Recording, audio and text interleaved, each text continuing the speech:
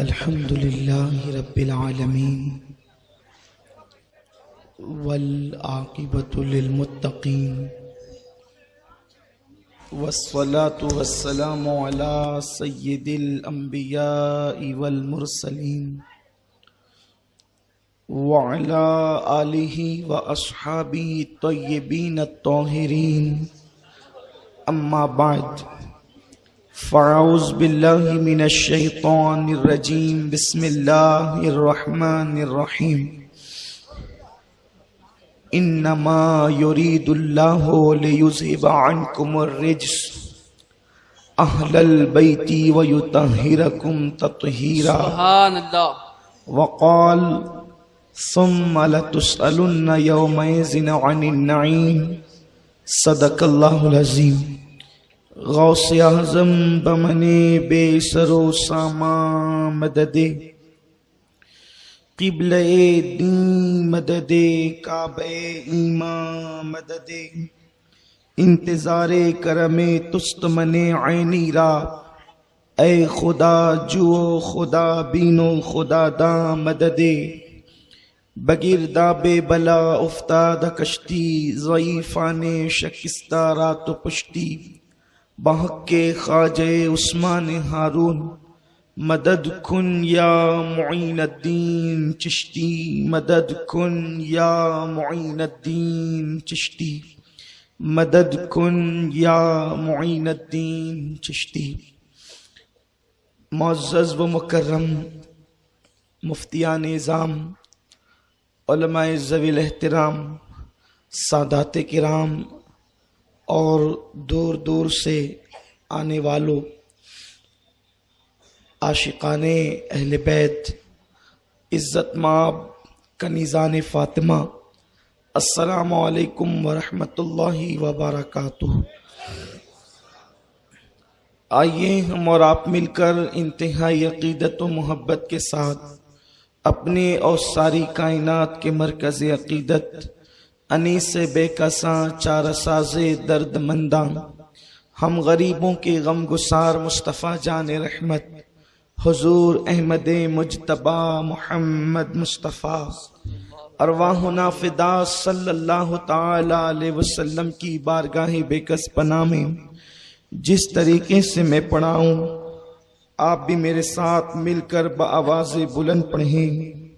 अस्सलातु वस्सलामु अलैका या रसूल अल्लाह अस्सलातु वस्सलामु अलैका या रसूल अल्लाह अस्सलातु वस्सलामु अलैका या नबी अल्लाह अस्सलातु वस्सलामु अलैका या नबी अल्लाह अस्सलातु वस्सलामु अलैका या हबीब अल्लाह अस्सलातु वस्सलामु अलैका या हबीब अल्लाह व अला आलिका व अस्हाबिका या नूर अल्लाह या नूर अल्लाह सल्लल्लाहु ताला अलैहि वसल्लम सल्लल्लाहु ताला अलैहि वसल्लम। माह मुहर्रम शरीफ की हमारी सालाना ये दूसरी महफिल है जो इस मोहल्ले के नौजवान इदारा हजरत सैयद इजहार अशरफ के अराकीन ने मुनक्किद किया है। अल्लाह ताला मेरी आपकी हाज़िरी कबूल फरमाए। हम पिछली महफिल में अहले बैत रिदवानुल्लाहि ताला अलैहिम अजमईन व अलैहिमुस्सलातु वस्सलाम की शान कल बयान कर चुके हैं और अब ये सिलसिला शुरू हो रहा है दास्तान करबला का। बिलखुसूस नौजवानों की, नई नस्ल की और अपनी नौजवान बहनों की खुसूसन तवज्जो दरकार है कि करबला को हम समझने की भरपूर कोशिश करें। अल्लाह तबारक व ताला ने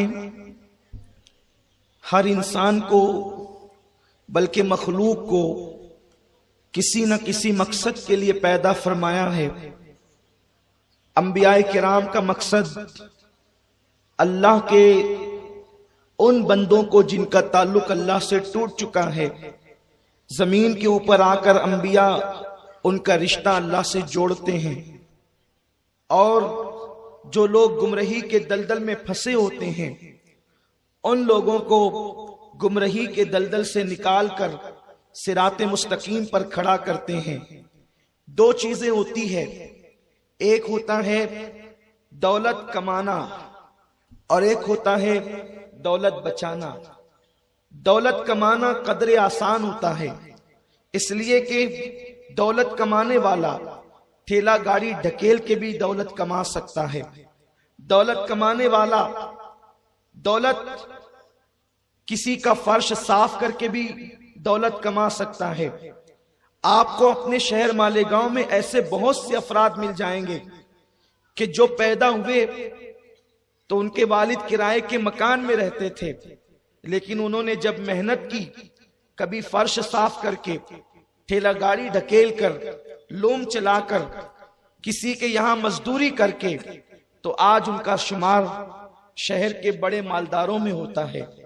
इंसान दौलत कमा लेता है, कभी मिनटों में लाखों करोड़ों रुपए आ जाते हैं और कभी सालों में चंद रुपए भी नहीं आते। ये तकदीर की बात है। लेकिन दौलत कमाने से ज्यादा कीमती चीज और अहम चीज दौलत बचाना होता है। दौलत कमाना भी कोई गैर कीमती नहीं है, वो भी अहम है, लेकिन दौलत बचाना उससे ज्यादा जरूरी है। इसलिए कि आपने दौलत कमा लिया और आप दौलत बचा न सके, तो फिर एक दिन वो आएगा कि आप फिर रोड पर नजर आएंगे, आप फिर कल्लाश हो जाएंगे, आपकी मेहनत सिफर हो जाएगी, आपकी मेहनत जाय हो जाएगी। क्यों? क्योंकि आप अपनी दौलत कमा तो लिए हैं, लेकिन दौलत बचा ना सके। अब अगर इतनी बात आपके समझ में आ गई तो मैं अपने नौजवानों को आसानी के साथ करबला फैजान इमाम अली मकाम से समझा सकता हूँ। इस्लाम एक दौलत का नाम है, ईमान एक दौलत का नाम है, शरीयत एक दौलत का नाम है, कानून इलाही एक दौलत का नाम है, अल्लाह का कुरान एक दौलत का नाम है, रहमान की मारिफत एक दौलत का नाम है, अल्लाह तबारक व तआला की हिदायत एक दौलत का नाम है। इसको मेहनत करके जो है वो फैलाया है मुस्तफा जान रहमत ने, कभी ताइफ की वादियों में, कभी मक्के की गलियों में कांटों पे चलकर, कभी अल्लाह अकबर फाका कशी करके, कभी 3 साल की कैद शब अबी तालिब में झेल कर, अपने बच्चों को दरख्त की पत्तियां खिलाकर हुजूर अलैहिस्सलाम ने इतनी मेहनत की कि तलवार लेकर आने वाले भी हुजूर के खेमे में आ गए। आका ने इतनी मेहनत की, कांटे बिछाने वाले भी हुजूर के खेमे में आ गए। आका ने इतनी मेहनत की, पत्थर बरसाने वाले हुजूर की गुलामी में आ गए। इतनी मेहनत की, अरब के बद्दू कैसर और किसरा के ताजदार बन गए। इतनी मेहनत की, खुद को फरामोश कर देने वाले अल्लाह तबारक व तआला की पहचान हासिल कर चुके। इतनी मेहनत की, लातो हुबुल की पूजा करने वाले अल्लाह रब्बुल इज्जत की बारगाह में उस मंजिल पर पहुंचे कि कुरान उनका तारुफ यूं कराता है, तराउम रुक्कान सुज्जदन यब्तगूना फदलन मिनल्लाहि व रिदवाना, कि तुम जब भी उन्हें देखोगे तो अल्लाह की इबादत में देखोगे, या तो वो रुकू कर रहे होंगे या तो वो सुजूद कर रहे होंगे। दौलत तो कमाली बद्र में, दौलत तो कमाली उहद में, दौलत तो कमाली खंदक में, दौलत तो कमाली खैबर में, दौलत कमाली गई। लेकिन उस दौलत को जब बचाने का सवाल आया तो इन सारी जंगों की मेहनतें जाय हो रही थी।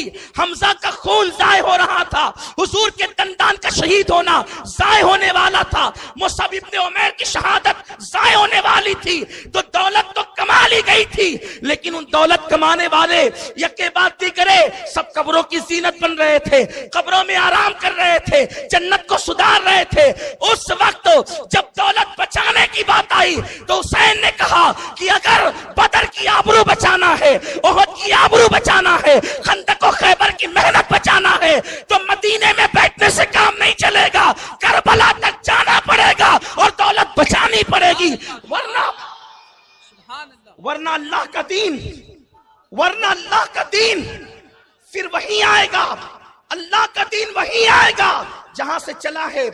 हजरत मूसा के मानने वालों ने तौरात में तहरीफ कर दी, हजरत मूसा के मानने वाले तौरात को बदल चुके, हजरत ईसा के मानने वालों ने इंजील को बदल दिया, नबियों के मानने वालों ने नबियों की शरीयत बदल दी।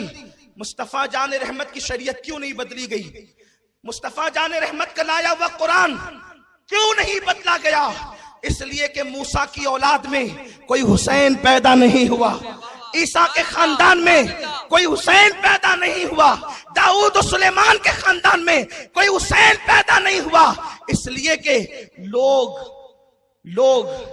जब सर पे चोट आती है तो हाथ को जख्मों से चूर करके हाथों को दे के सर बचाते हैं।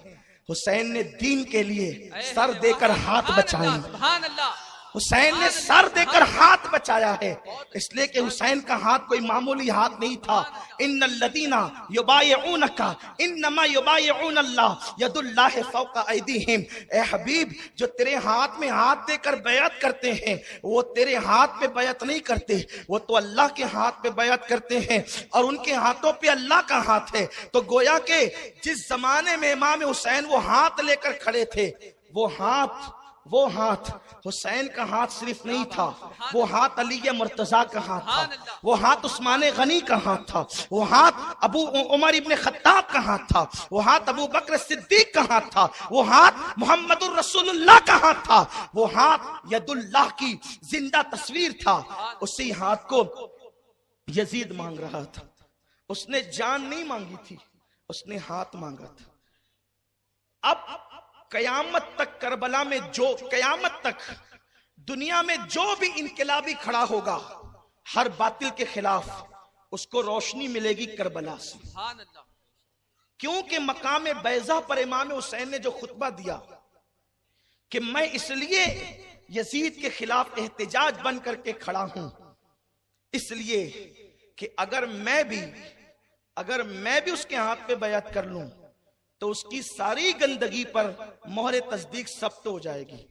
जैसे मिसाल के तौर पर कोई आवारा हो और उसके पीछे कोई मुत्तकी नमाज पढ़ ले, तो कल जब वो आवारगी करेगा तो लोग कहेंगे छोड़ यार, इतने बड़े पीर साहब आकर या इतने बड़े मुत्तकी साहब या इतने बड़े वली साहब जब उनके पीछे नमाज पढ़ लेते तो हम कौन सी खेत की मूली है।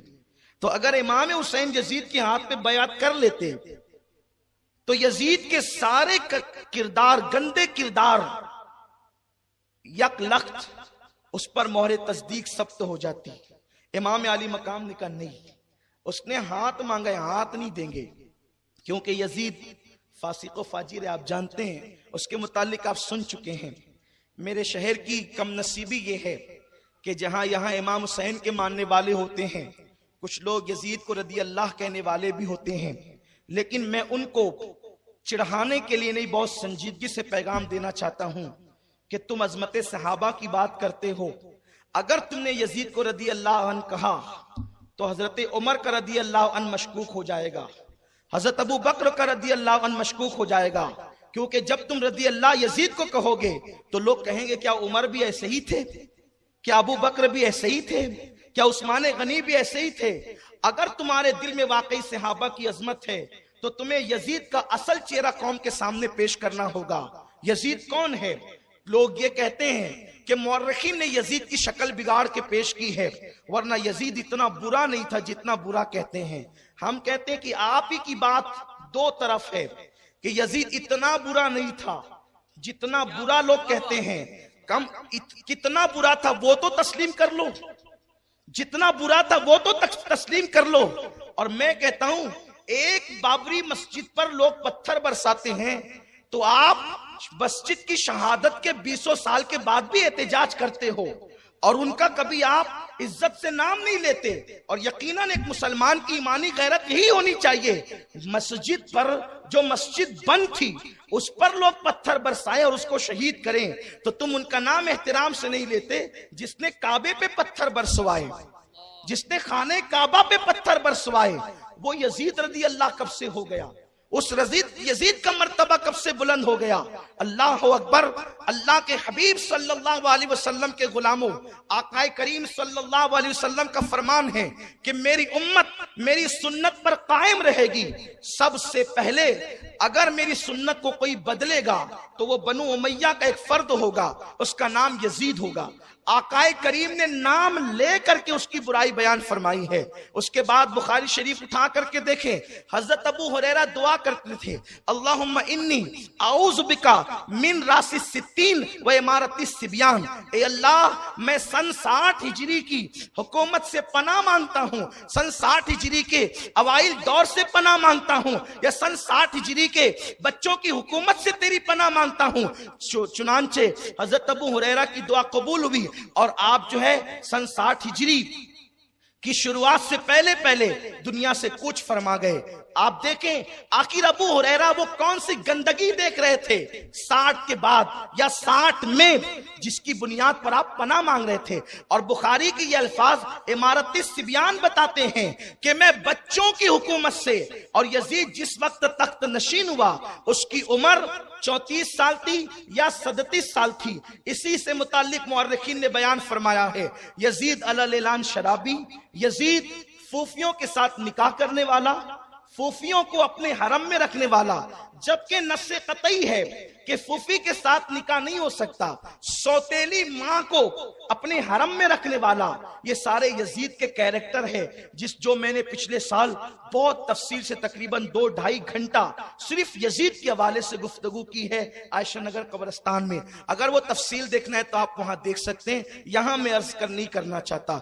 और हमने वहां हदीसें भी पढ़ी है, किताबों के हवाले भी दिए हैं, आप वहां तलाश कर ले। बस इतना है कि हजरत सैयदना इमाम अहमद इब्न हंबल, जिनके मुकल्लिदीन में गौसुल आजम दस्तगीर हैं, उन्होंने यजीद पे कुफ्र का फतवा दिया, यजीद काफिर है।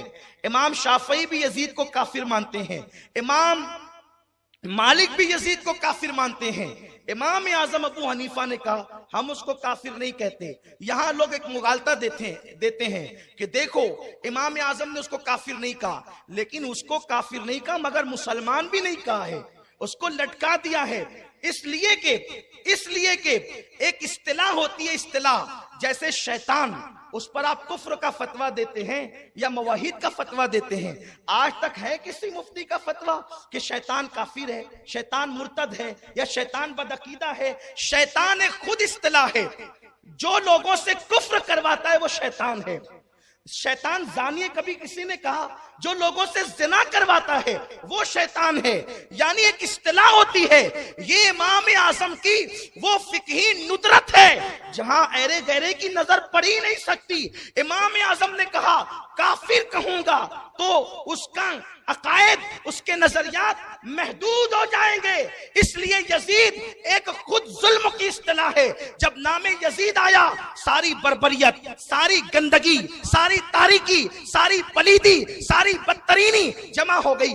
अगर उसको सिर्फ काफिर कहा जाए तो कुछ काफिर ऐसे होते हैं जो सिर्फ कुफ्र करते हैं, जिना नहीं करते। कुछ काफिर ऐसे होते हैं जो जिना तो करते, शराब नहीं पीते, यानी उनमें कुछ बुराइयां कम होती है।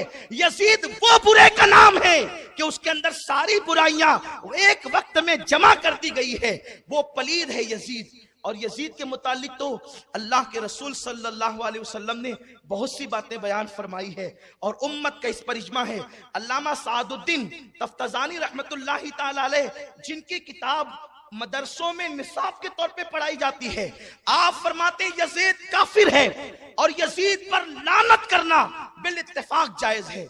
यजीद मलऊन भी है, वो लानती भी है, इसलिए कि कुरान की आयत है इन्नल लदीना युज़ूनल्लाह व रसूला लअनहुमुल्लाहु फिद दुनिया वल आखिरा, कि जो अल्लाह उसके रसूल को अजियत दे, अल्लाह की और उसके फरिश्तों की क़यामत तक दुनिया और आखिरत में उस पे लानत। आकाए करीम फरमाते हैं, सवाइकुल मुहर्रिका में इब्न हजर लिखते हैं कि सारे नबियों की उस पे लानत है जो अहले बैत का दुश्मन है। बगैर दुश्मनी के यूं हो गया। किसी ने कहा कि यजीद तो करबला में नहीं था, फिर यजीद कातिल हुसैन में उसका नाम क्यों? तो साहिब सवाइकुल मुहर्रिका लिखते हैं कि किसी उस दौर के इंसान से, फकीह से पूछा गया था कि यजीद तो करबला में ना आया, फिर वो कातिल कैसे हुआ हुसैन का? तो उन्होंने फरमाया कि तीर जो था वो इराक में था, यानी करबला में, और तीर चलाने वाला जी सलम में था। यानी मुल्क शाम में और दमिश्क में। तो तीर कहीं से भी चलेगा, लगेगा तो जख्मी तो कोई होगा, कत्ल तो कोई होगा। सारा किया कराया वहां का था। तो यजीद किसी एक शख्सियत का नाम नहीं है और हुसैन भी कोई एक शख्सियत का नाम नहीं है। यजीद इस्लाम के खिलाफ उठने वाली एक मुकम्मल तहरीक का नाम है और हुसैन इस्लाम की सदाकत में, इस्लाम के दिफा में, इस्लाम की हक्कानियत में और इस्लाम पे लगाए गए इल्जामात की तरदीद के हवाले से उठने वाली एक मुकम्मल तहरीक का नाम हुसैनियत है। जब भी सच का नाम आएगा हुसैनियत, जब भी सदाकत का नाम आएगा हुसैनियत, जब भी अदालत का नाम आएगा हुसैनियत। जितनी अच्छाई है उसकी दूसरी इस्तिलाह का नाम हुसैनियत है। बल्कि मेरे ख्वाजा ने तो सारा मसला ही हल कर दिया। फरमाते हैं हुसैन शाह है, हुसैन बादशाह है।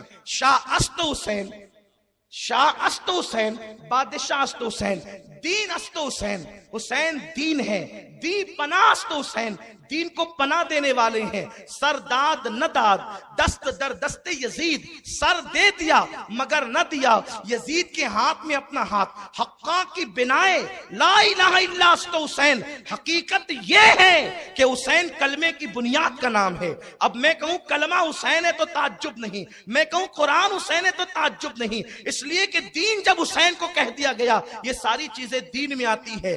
तो मौला हुसैन अला जद्दी वाले सलाम को अल्लाह ने इस मकसद से पैदा किया था कि दीन हुसैन बचाएंगे, इसीलिए आका ने बड़े नाज उठाए। अब दास्ताने करबला की शुरुआत होती है। इतने कम लोगों को लेकर मौला हुसैन अपने घर से निकलते हैं, जिसका जिक्र आप आगे सुनेंगे। तो लोगों को यहां यह भी मुगालता है कि वो सल्तनत के लिए निकले, हुकूमत के लिए निकले। मैं कहता हूं ये बात कोई अक्लमंद नहीं कह सकता।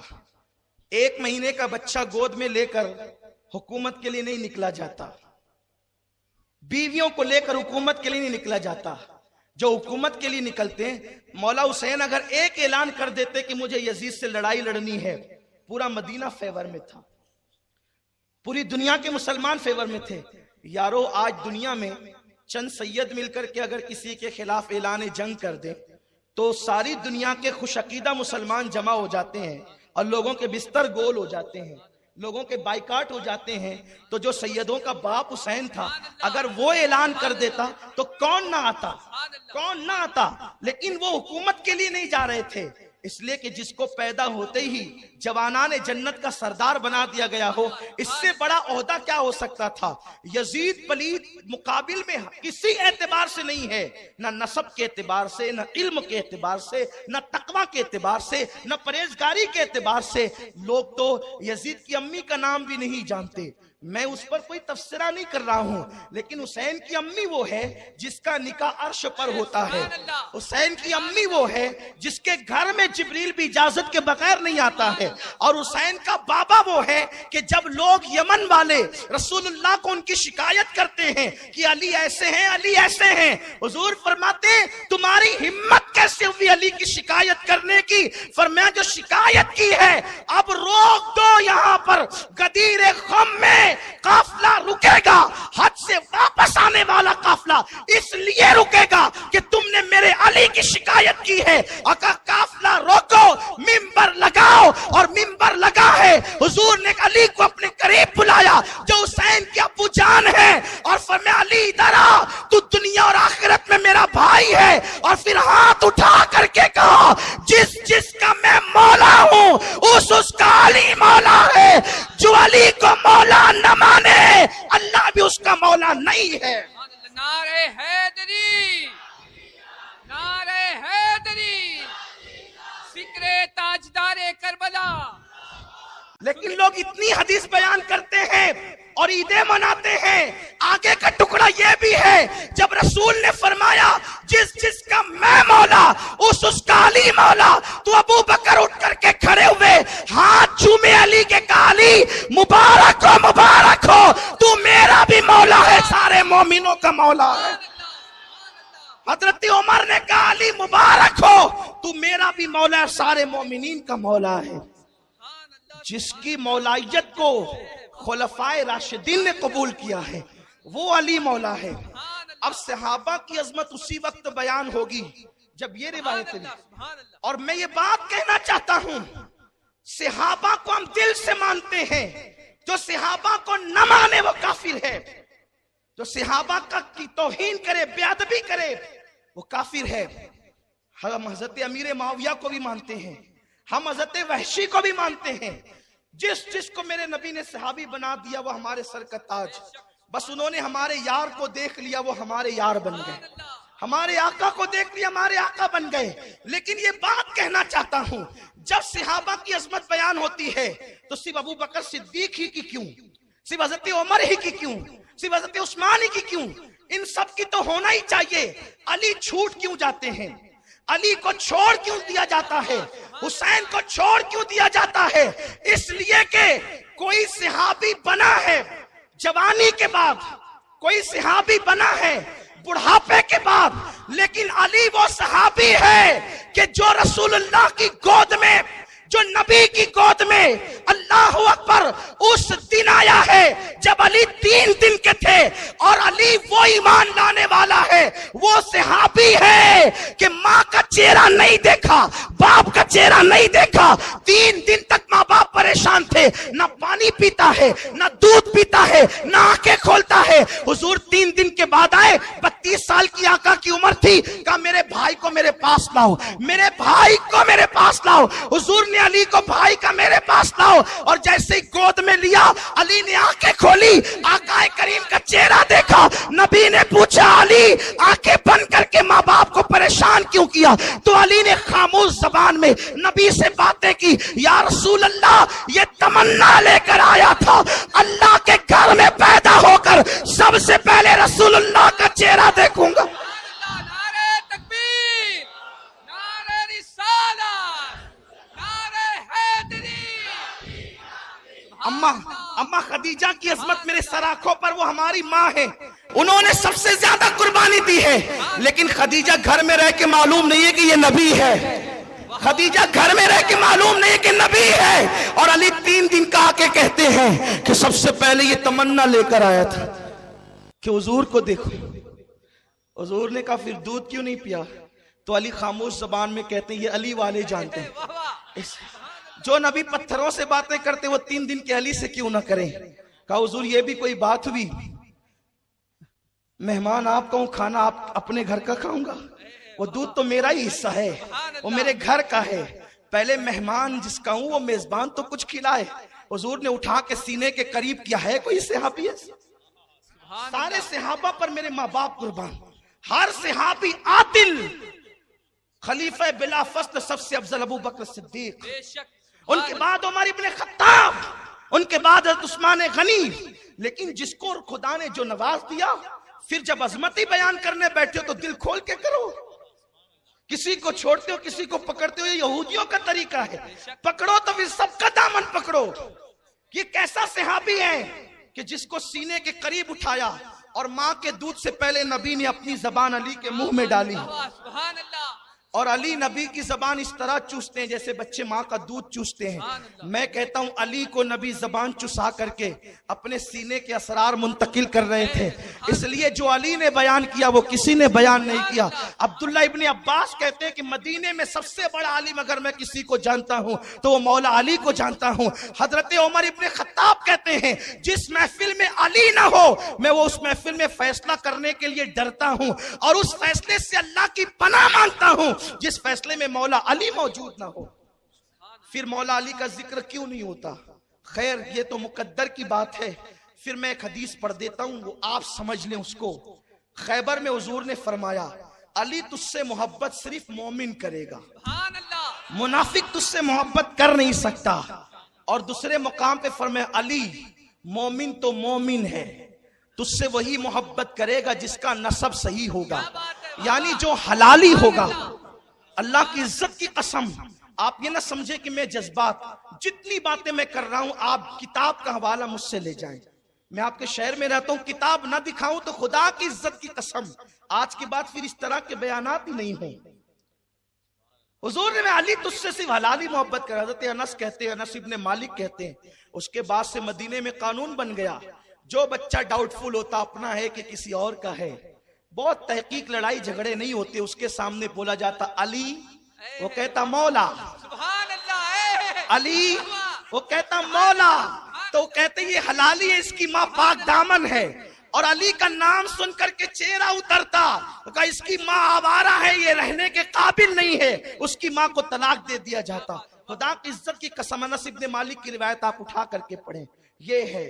तो ये अली का नाम सिर्फ ईमान की कसौटी नहीं है, बल्कि हलाली होने का भी एक सबूत है, शजरे है। और यहाँ एक जुमला कह करके आगे बढ़ जाना चाहता हूँ, अहले बैत की मोहब्बत अगर सब लोग चाहें हासिल कर ले तो ये कतन नहीं हो सकता, क्योंकि अहले बैत की मोहब्बत विरासत में नहीं मिलती, माँ की शराफत की बुनियाद पर मिला करती है। अहले बैत से वही मोहब्बत करेगा जहां माओं के अंदर शराफत होती है। तो अर्ज ये कर रहा था कि मौला हुसैन इस मिशन के लिए चले, थोड़े से लोगों को लेकर, चंद लोगों को। मोतबर तारीख और मुहतात रिवायतें ये है 114 लोग थे मौला हुसैन के साथ, और आप जा रहे थे, उसमें बच्चे बच्चियां, नन्हे नन्हे बच्चे सब थे। हुकूमत के लिए नहीं जा रहे थे। क्यों नहीं जा रहे थे? इसलिए कि उन्हें तो दीन बचाना था। एक बात कहूं, बात समझ में आएगी। जिन लोगों को इलेक्शन लड़ना होता है ना, वो भी 1 साल का बच्चा रैली में लेकर के नहीं निकलता। वो सोचता है कि इतना प्रचार करूं मोहल्ले में कि मेरे साथ रैली बड़ी निकले, ताकि लोगों को लगे कि यार इसके साथ लोग ज्यादा है तो वोट इसको ज्यादा मिलनी चाहिए। नादान जो इलेक्शन लड़ने जाता है वो भी बड़ी रैली लेकर के जाता है। जो हुकूमत करने जाएगा वो 1 महीने का बच्चा हाथ में क्यों लेकर के जाएगा? अगर हुसैन को हुकूमत चाहिए था तो फौज फाटा लेकर के जाते, लेकिन उनको वो नहीं चाहिए था। आप आगे की गुफ्तगू में सुनेंगे। मौला हुसैन चल रहे हैं, आइए उनकी विलादत के कुछ इशारे और आगे गुफ्तगू। फिर यजीद का जिक्र तो आपने सुना। मौला हुसैन कौन है? सुभान अल्लाह, सुभान अल्लाह। मिशकात शरीफ की हदीस है, मिशकात बाबुल फजाइल। मौला हुसैन की विलादत का वक्त आता है।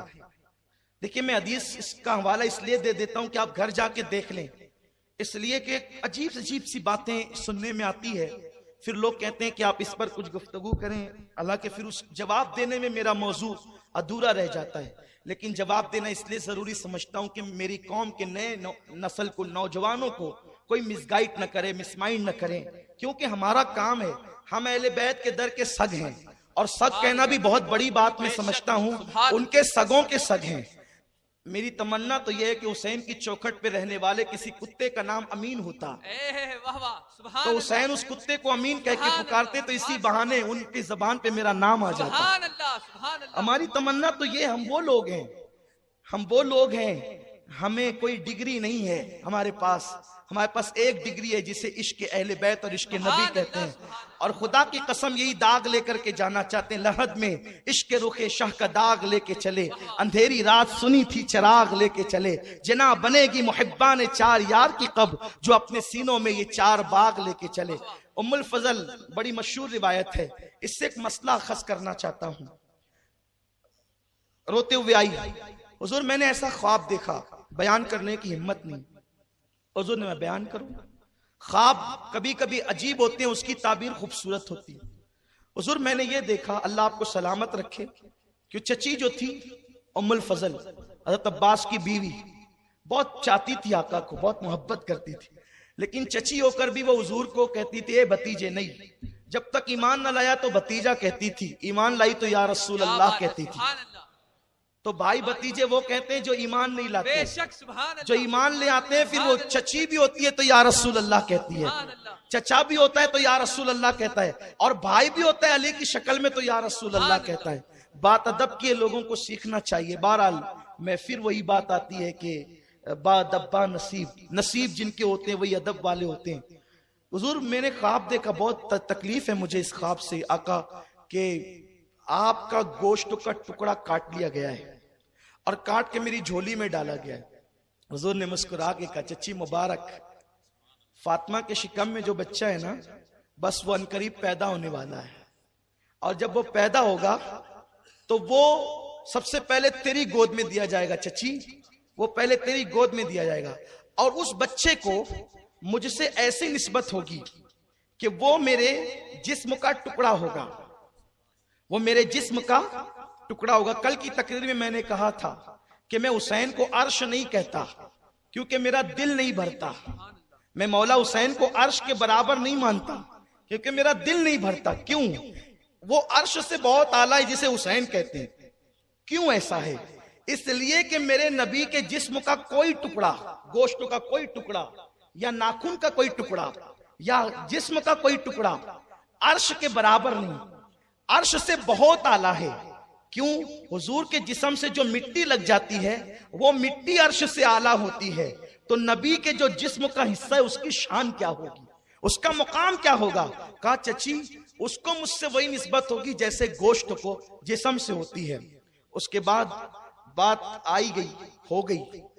हज़रत उम्मुल फज़ल को इंतजार था कब वो दिन आएगा। और मौला हुसैन की जो विलादत है, आप 6 महीने के हमल में पैदा हो गए। साहिब रौदतुश शुहदा लिखते हैं कि हजरत याहिया अलैहिस्सलाम और हजरत इमाम हुसैन, इन दोनों के अलावा कोई बच्चा 6 महीने का मां के शिकम से पैदा नहीं हुआ।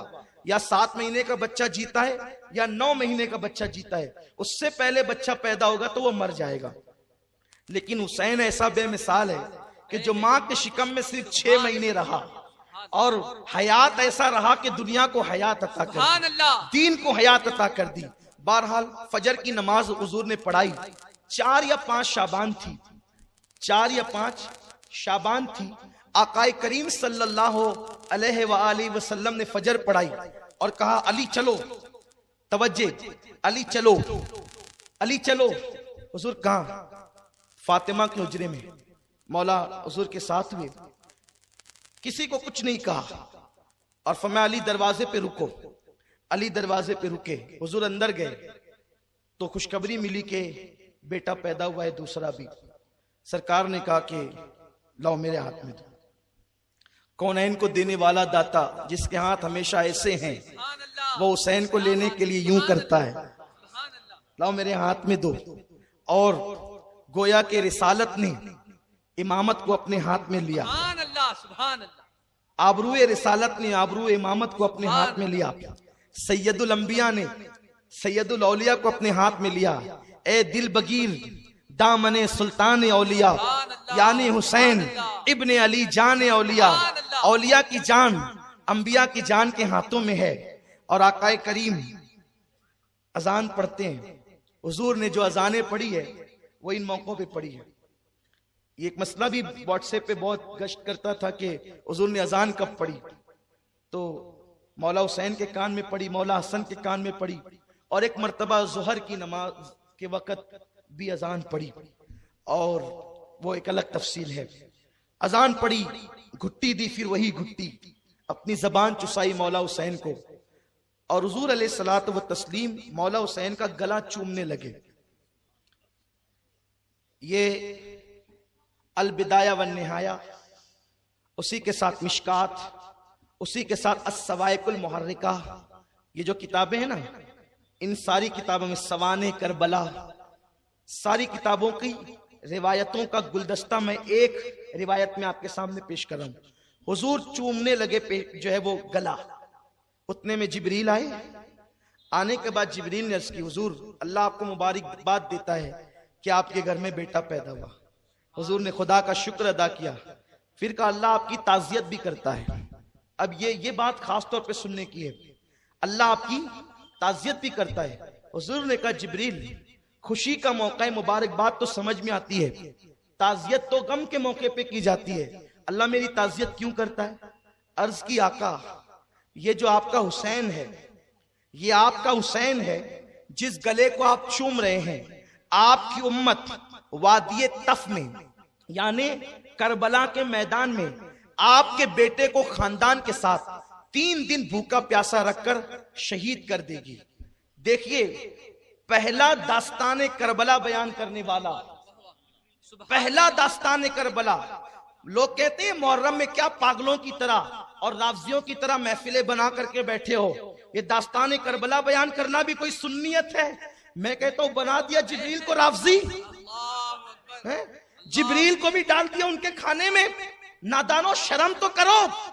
नई किताबें पढ़ो, लेकिन मैं जानता हूं तुम किताबें पढ़ते हो, लेकिन तुम्हें समझ में नहीं आता, इसलिए कि किताबों का पढ़ना अलग है, उसको समझना अलग है। समझना क्यों अलग है? इसलिए कि आका ने फरमाया अना मदीनतुल इल्म व अली जुन बाबूहा, मैं इल्म का शहर हूं, अली उसका दरवाजा है। अब इल्म जिसको लेना है वो दरवाजे से आया करे। तो तुम्हारी दरवाजे से पटती कब है कि तुम दरवाजे पे आओ, और जो दरवाजे पे नहीं आता वो शहर में दाखिल ही नहीं हो सकता। इसलिए तुम किताबें पढ़ते हो लेकिन समझते नहीं हो। अगर समझना है तो पहले आओ, अली की खैरात लो। आका फरमाते अना दारुल हिकमा व अली जुन बाबूहा, मैं हिकमतों का शहर हूं और अली उसका दरवाजा है। अरे हर जगह दरवाजे से आते हैं, और जो शरीफ लोग होते हैं वो तो दरवाजे ही से आते हैं। जहां शराफत होती है वो तो दरवाजों से ही आते हैं। गैर शरीफ खुदा जाने कहां कहां से आते हैं, ये तो वही लोग जाने, इसलिए कि हमने कहीं और से जाना सीखा ही नहीं है।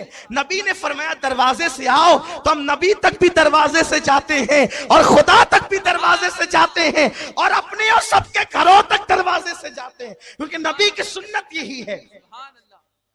पढ़ते हो समझते नहीं।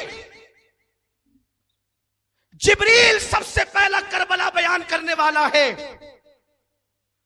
और फिर आका अलैहिस्सलाम ने जब दास्तान करबला, करबला वाक़े होने से पहले, अभी करबला वाक़े नहीं हुआ, अभी करबला को वाक़े होने 53 साल का अरसा बाकी है, निस्फ सदी बाकी है। और जिब्रील नबी के घर में खुतबा पढ़ रहा है करबला का, और आका ने सुना मेरे बेटे को मेरी उम्मत शहीद कर देगी। हुजूर की आंखों में आंसू आ गए, हुजूर की आंखों में आंसू आ गए। लोग हमारे शहर को मसला बता रहे हैं, मैयत पर सोग तो 3 दिन तक किया जाता है, और औरत सोग मनाए 4 महीने 10 दिन। ये हुसैन का सोग तुमने कहां से निकाला? हमने कहा हमने हुसैन का सोग नहीं निकाला, ये करबला है, ये हुसैन है। अभी वाक़े होने से पहले नबी करबला की दास्तान सुन के रो रहे हैं। सोग मनाना अलग चीज है और मोहब्बत में रोना अलग चीज है। सोग 3 दिन तक जायज है बिल्कुल, लेकिन हम तो 3 दिन भी नहीं मनाते। हम अपने मरहूमीन का सोग 3 दिन भी नहीं। यार हमसे ज्यादा दिल वाला कौन होगा? हम तो अपने पीर के मैयत के दिन भी उर्स मनाते हैं। हमसे ज्यादा जिगर वाला कौन होगा? हम तो उस दिन भी खुशी मनाते हैं, इसलिए कि गम वो करे जहां जाने के बाद अजाब का खौफ हो। हमारे मुर्शिदान तरीकत, हमारे औलिया अल्लाह, हमारे मोमिनीन कब्र में जाते तो फरिश्ते कहते नम का नौमतिल अरूस, सो जाओ ऐसे जैसे पहली रात की दुल्हन सोती है। तो वो अरूस कहते हैं और हम ऊपर उर्स उर्स करते हैं। ये तो अपना अपना ज़र्फ है, लेकिन याद रखो हम सोग नहीं मनाते हुसैन का, इसलिए कि सोग मनाने बाल नोचना, मातम करना ये सोग है, लेकिन दर्द हुसैन को सुन के रोना ये नबी की सुन्नत है। दर्द हुसैन को सुन के रोना। अभी करबला वाक़े नहीं हुआ, हुजूर रो रहे हैं, तो क्या मैं ये ना कहूं मिशकात शरीफ की रोशनी में हुसैन की शहादत का जिक्र सुनकर रोना ये मेरे नबी की सुन्नत है? तो ये तो बिदत कहां से निकाली?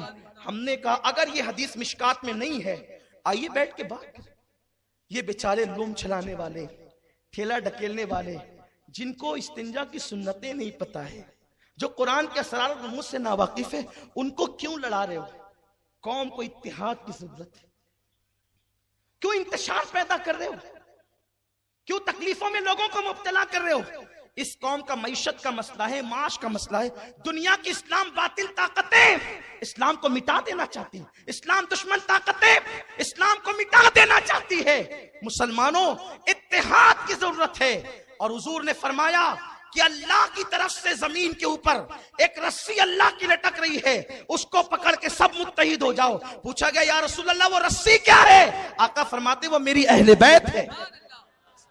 और ये जो रोया हुजूर ने मोहब्बत में रोया। देखो मैयत पे रोना, चेहरे पे तमाचे मारना, रोना जायज नहीं, सही है। हुजूर के बेटे हजरत इब्राहिम का विसाल हुआ। हुजूर बच्चे को कब हाथ में लेकर कब्रिस्तान की तरफ बढ़े, जब आंखों में आंसू थे, टप टप आंसू बह रहे थे। सहाबा को ताज्जुब हुआ, हुजूर आप सबको कहते हैं कि मैयतों पे वहवेला न करो, चीखा न करो, पुकार न करो, नोहा न करो, मातम न करो। हुजूर आपके बेटे का विसाल हुआ, आप भी रोते हैं? हुजूर ने फरमाया इस तरह का रोना, इस तरह का कि बेसाख्ता आंसू निकल पड़े, ये तो मोहब्बत की अलामत है। सुभान अल्लाह। लोग कह रहे हैं हम भी तो हजरत हुसैन से मोहब्बत करते हैं। हम कहते हैं मोहब्बत रुलाती है ना, मोहब्बत रुलाती है, मोहब्बत बार बार जिक्र करने पे मजबूर करती है। मैं अभी तक समझ नहीं सका किस मोहब्बत की आप बात कर रहे हैं, किस मोहब्बत की कि आपने मुहर्रम का जिक्र छेड़ रखा है और उस पर आप लोगों का मजाक उड़ा रहे हैं, लोगों को हंसा रहे लतीफे बोल करके। सोचो तो सही, ये मोहब्बत नहीं है। इसलिए कि मेरे अजीज, लड्डू लड्डू कहने से मुंह मीठा नहीं होता। मोहब्बत तो रुलाती है, मोहब्बत तो बेचैन करती है, मोहब्बत तो तड़पाती है, मोहब्बत तो रातों को जगाती है। और आका से पूछा गया हुजूर मोहब्बत क्या है? आका फरमाते हैं जिसको जिससे मोहब्बत होती है वो उसका जिक्र बार बार करता है, बार बार करता है। ये देखो ये दीवाने हैं, हर साल सुनते हैं, बढ़ते ही जा रहे हैं, आते ही जा रहे हैं, जिक्र करते ही जा रहे हैं। शरबत पिला करके कभी मोहब्बत का इजहार करते हैं, न्यास तकसीम करके कभी मोहब्बत का इजहार करते हैं। अल्लाह अकबर। और अल्लाह अल्लाह, हुसैन की मोहब्बत। रौदतुश शोहदा की बड़ी प्यारी रिवायत याद आई, अनासिरुश शहादतैन में भी है और रौदतुश शोहदा में भी है। बहुत प्यारी रिवायत है। सुभान अल्लाह। मेरे आका ने अपने सहाबा के साथ जा रहे हैं, सुनियो अपने मुकद्दर पे नाज करो, सुभान अल्लाह। तुम्हें अल्लाह ने मोहब्बत हुसैन दे के तुम पे बड़ा एहसान किया है। बेशक। सुभान अल्लाह। हुजूर अपने सहाबा के साथ जा रहे हैं, आका सहाबा के साथ हैं। एक नन्हा सा बच्चा है जो अपने दोस्तों के साथ खेल रहा है। मेरे रसूल ने उस बच्चे को उठाया, सीने से लगाया, उसकी पेशानी चूमी। सहाबा ने अर्ज किया आका ये हाल तो आप सिर्फ अपने घर के बच्चों के साथ करते हैं, ये बच्चा तो आपके घर का नहीं, फिर आप इसको चूम रहे हैं, सीने से लगा रहे हैं? मेरे रसूल ने फरमाया हाँ, दरअसल मेरा हुसैन इसके साथ खेल रहा था, तो मेरा हुसैन जहां जहां पैर रखता था ये बच्चा वहां की मिट्टी उठाकर अपने चेहरे पे मलता था। मैं जान के मेरे हुसैन से प्यार करता है, इसलिए ये मेरे हुसैन से प्यार करता है, मैं इससे प्यार करता हूँ और मैं इसको और इसके माँ बाप को इन शफाअत करा करके जन्नत में लेकर के जाऊंगा। हुजूर ने शफाअत की बशारत दी है। उसके बाद दूसरी हदीस, ये जामे तिर्मिजी की हदीस है। इसका मतन जो है मैं साथ नहीं ला सका, इसलिए मतन नहीं पढ़ूंगा, उसका तर्जुमा पढ़ूंगा। जामे तिर्मिजी शरीफ में ये हदीस है। ऐसी हदीस, ऐसी दिल की कली कली खिल उठेगी।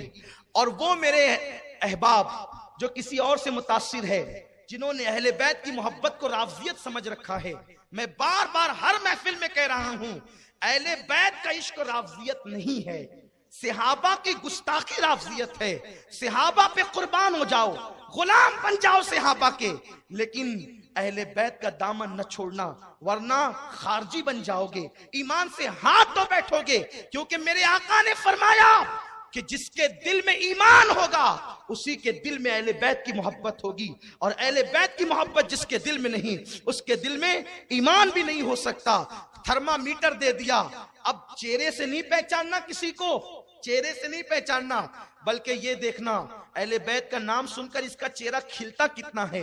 कहीं मुंह पर 3.5 तो नहीं बचते हैं, या चेहरा अगर खिल जाए समझ जाओ कि ईमान इसके दिल में है। ये बात मेरी अपनी नहीं, हजरत अबू सईद खुदरी कहते हैं, ये सईद खुदरी सहाबी रसूल फरमाते हैं जब हुजूर का विसाल हो गया, फितने रूनुमा हुए, हमें डर लगने लगा मुनाफिकीन बढ़ गए हैं, अपने और बेगाने को कैसे पहचाने, मोमिन और मुनाफिक को कैसे पहचाने। हम जब देखते कि महफिल डाउटफुल है तो वहां अली अली अली अली करते, तो जो अली अली सुन करके मुस्कुराता समझ जाते मोमिन है, जिसका चेहरा उतरता समझ जाते मुनाफिक है। भाइयों ये अबू सईद खुदरी का, ये सहाबी का मसलक है, ये कोई मौलवी नहीं कह रहा है, ये सहाबी रसूल कह रहा है, जिनके लिए कुरान ने रदी अल्लाह अन्हुम व रदू अन का खुतबा पढ़ा है, वो कह रहे हैं ये मोहब्बत। जामे तिर्मिजी की वो हदीस, एक दिन मेरे आका बैठे हैं, सरकार बैठे हैं, ऐसे बैठे जैसे चांद सुभान अल्लाह चमक रहा है, सुभान अल्लाह और इर्द गिर्द 4 सितारे जगमगा रहे हैं। सुभान अल्लाह सुभान एक तारे का नाम फातिमा है, अल्लाह दूसरे का नाम अली है, तीसरे का नाम हसन है, चौथे का नाम हुसैन है। 4 और हुजूर मिलकर ये हो गए 5 तन। सुभान अल्लाह। इन्हीं को हम कहते हैं पंजतन। पंजतन ये 5। हुजूर मुस्कुरा के कहते हैं अली, फातिमा, हसन, हुसैन। जैसे हम इस कमरे में अकेले बैठे ना 5, वैसे जन्नत में एक कुब्बे के नीचे हम 5 होंगे। सुभान अल्लाह। सुभान। जन्नत में हम 7-7 होंगे, 5 7-7 होंगे, 5 7-7 होंगे। और आका फरमाते हैं हम लोग तो होंगे, लेकिन ए अली, ए फातिमा, जो तुमसे और तुम्हारी औलाद से मोहब्बत करेगा वो भी जन्नत में वही होगा जहां मैं रहूंगा। सुभान अल्लाह। सुभान अल्लाह। मैंने ये हदीस पढ़ी, कसम खुदा की मैं अपनी तन्हाइयों का जिक्र करना मुनासिब नहीं समझता, लेकिन जब ये हदीस पढ़ी मेरे दिल ने चाहा कि मैं अपने घर में रक्स करूं, वाइद करूं, और मेरी आंखों में आंसू आ गए। इसलिए कि नमाज नबी जैसी पढ़ नहीं सकते, तो नबी जहां है वहां जन्नत में। इसलिए कि जब नमाजें बराबर बराबर होगी तो जन्नत में दर्जा भी बराबर बराबर होगा। नबी जैसा रोजा रख नहीं सकते, क्योंकि रोजे बराबर बराबर होंगे तो जन्नत में दर्जे भी बराबर बराबर होंगे। सदकात खैरात वैसे नहीं दे सकते, क्योंकि हुजूर ने फरमाया मेरा सहाबी मुट्ठी भर जौ खैरात करे और तुम ओहद पहाड़ के बराबर सोना खैरात करो, तो वो दोनों इक्वल नहीं हो सकता, बराबर नहीं हो सकता। जब सहाबी का अमल गैर सहाबी के बराबर नहीं और गैर सहाबी का अमल सहाबी के बराबर नहीं, तो उम्मती का अमल नबी के बराबर कैसे हो सकता है? तो अल्लाह अकबर, ये तो नामुमकिन है कि अमल की बुनियाद पर कोई रसूलुल्लाह के साथ रहे, जन्नत में हुजूर के दर्जे में रहे। अरे वहां खलील भी उस दर्जे में नहीं रह सकते, वहां कलीम भी उस दर्जे में नहीं रह सकते, वहां मूसा व ईसा भी उस दर्जे में नहीं रह सकते, अमल की बुनियाद पर। इसलिए कि हुजूर का दर्जा वो होगा जहां किसी को दर्जा नहीं मिलेगा। लेकिन ओ अहले बैत से मोहब्बत करने वालों, अहले बैत के डंके बजाने वालों, अपनी औलाद से ज्यादा अहले बैत पे कुर्बान होने वालों, अपनी औलाद से ज्यादा अहले बैत पे निसार होने वालों, सिर्फ जबान के दावेदार नहीं, दिल से इश्क करने वालों, हुजूर ने तुमको बशारत दे दी कि जहां रसूलुल्लाह जन्नत में होंगे अहले बैत के मुहिब्बीन उसी दर्जे में दाखिल किए जाएंगे। और जामे तिरमिजी तो सियाह सित्ता में है, उन 6 मोतबर किताबों में जिसका खुतबा सब पढ़ते हैं। तो इसीलिए अहले बैत से मोहब्बत करो, उनसे प्यार करो, लेकिन कैसे? ये नहीं कि दावा मोहब्बत का, किरदार यजीद का, दाढ़ियां मुंडा मुंडा कर गटरों में फेंक रहे हैं, कान में हेडफोन लगाकर गाने सुन रहे हैं, औरतें बेपर्दा निकलकर मेलों में जा रही है, लड़कियां गलों में दुपट्टे लटका करके मेले ठेलों तक पहुंच रही है।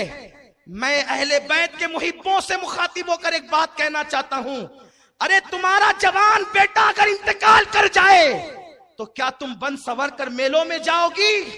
अली अकबर की शहादत के दिन तुम्हें मेले नजर आते हैं? अगर तुम्हारा मासूम बच्चा इंतकाल कर जाए तो क्या उस दिन तुम बन सवर करके बेपर्दा घूमने निकल जाओगी? मेरी बहनों, मासूम अली असगर की शहादत के दिन तुम गुनाह करते हो, और उसके बाद फिर हमारे शहर में बांसुरी बेचने वालों की भीड़ होगी और हमारे नौजवान वो बांसुरियां बजाएंगे, जबकि यजीद का किरदार है कि यजीद बांसुरी बजाता था। हुसैनियों, ये मोहब्बत नहीं है।